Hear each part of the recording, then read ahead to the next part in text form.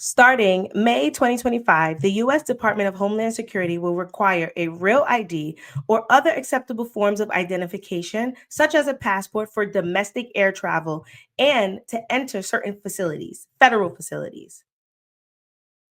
Yup, that's a lot of words. Let's break it down. Basically, the US is trying whatever they can to prevent migrants from having freedom in the country. And so they have enabled a new policy on May 7th stating that if you are doing any form of domestic travel, you will need a real ID.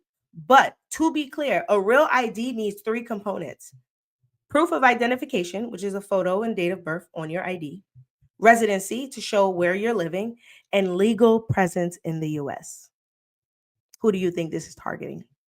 Of course, it's targeting undocumented immigrants because legal presence in the US is something that they will not be able to prove. Whether your visa expired or you entered illegally and never had a visa, you still have to show valid legal presence. And this is a concern because the Real ID Act was implemented in 2005, and it was created to improve the security of state issued identification documents. Real IDs are marked with a star at the top of the card. You can see here. And why is this a problem for undocumented immigrants? One, ineligibility.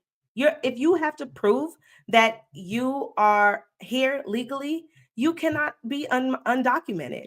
Undocumented migrants cannot meet this requirement because they lack legal authorization to stay in the country. So automatically, if you need a real ID to do domestic travel, meaning flying from New York to California, you will no longer be able to do so unless you provide real documentation.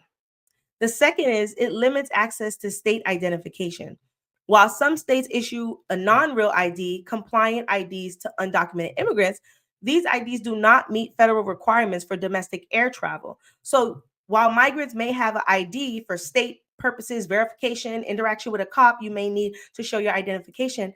These are not sufficient for flying or entering federal sites. And some of those federal sites are prisons and courthouses, specifically federal prisons and courthouses. So could you imagine being an undocumented immigrant, having an incarcerated family member, and not being able to visit them because you don't have a valid identification?